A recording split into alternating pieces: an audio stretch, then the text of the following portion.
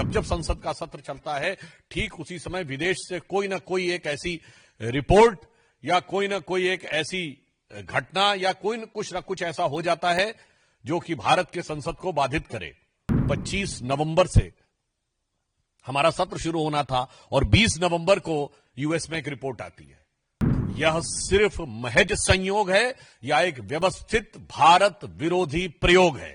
4 लोग सह अध्यक्ष हैं और उसमें एक श्रीमती सोनिया गांधी जी भी हैं। आज श्रीमती सोनिया गांधी जी का जन्मदिन भी है, तो हम उनको जन्मदिन की मुबारकबाद भी देते हैं और देश की तरफ से यह भी कहना चाहेंगे कि कम से कम आज के दिन उन्हें इस विषय के ऊपर अपने साथी लोगों से कहना चाहिए कि वो ईमानदारी से चर्चा होने दें। कुछ बहुत गंभीर, चिंताजनक और महत्वपूर्ण विषय जो देश की सुरक्षा और स्थिरता से संबंधित हैं, वो राष्ट्रीय और अंतर्राष्ट्रीय मीडिया में उभरकर सामने आ रहे हैं।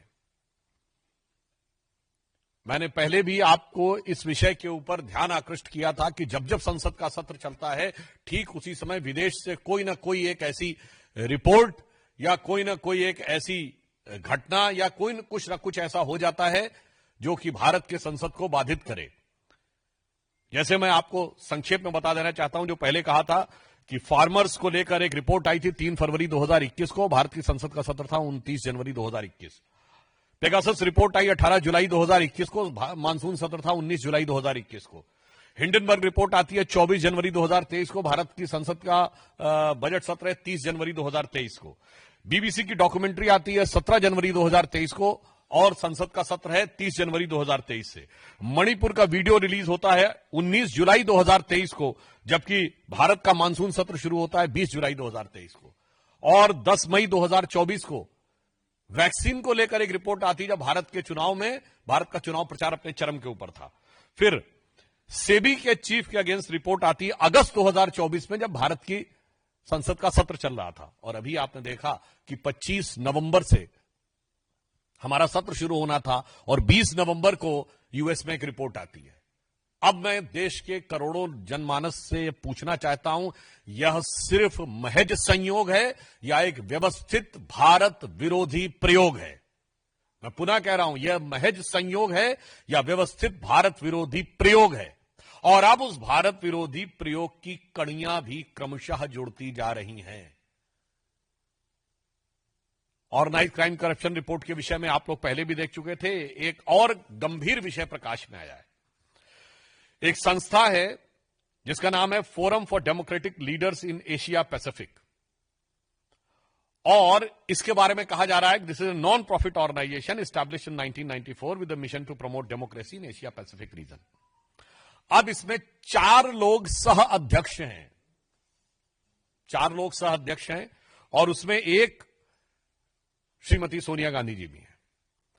जो लोग हैं उसमें फिलीपींस की कैरेजोन एक्विनो हैं, जो फॉर्मर प्रेसिडेंट ऑफ फिलीपींस हैं, कियाम डेन जूंग हैं जो कि प्रेसिडेंट हैं National Congress of New Politics के, ऑस्कर सांचेज हैं जो former president of Costa Rica हैं, और Sonia Gandhi ji in the capacity of chairperson of the Rajiv Gandhi Foundation. ये आप देख सकते हैं। गंभीर बात है। एक तो हम ये बात कहना चाहते हैं, आज सदन की कार्रवाई प्रारंभ हुई। इस गंभीर विषय पे हम लोग सदन का ध्यान आकृष्ट करना चाहते थे। यद्यपि आज श्रीमती सोनिया गांधी जी का जन्मदिन भी है, तो हम उनको जन्मदिन की मुबारकबाद भी देते हैं और देश की तरफ से यह भी कहना चाहेंगे कि कम से कम आज के दिन उन्हें इस विषय के ऊपर अपने साथी लोगों से कहना चाहिए कि वो ईमानदारी से चर्चा होने दें। आज इस विषय पर हम सबका यह आग्रह था कि यह गंभीर विषय उभर कर सामने आया है। आप देखिए, इसके उपरांत यह फोरम काम क्या कर रहा है। अब आप देखिए,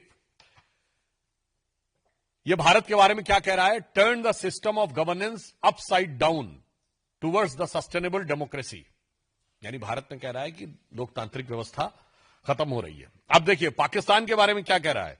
इस्लाम means justice and justice means right. An interview with the cricketer legend and fiery social political activist Imran Khan.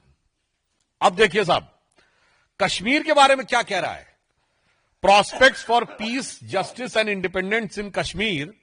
और इंटरव्यू किसका है? Interview with lieutenant general retired Nishant Ahmad, director institute of regional studies, Islamabad, Pakistan. Bharat में डेमोक्रेसी खत्म हो रही है और कश्मीर में जस्टिस होना चाहिए, उसके लिए पाकिस्तान के थिंक टैंक का इंटरव्यू है। अब आप इसका रहस्य समझिए।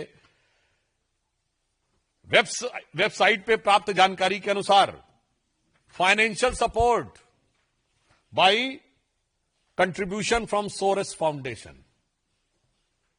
अब the dots seems to be connected.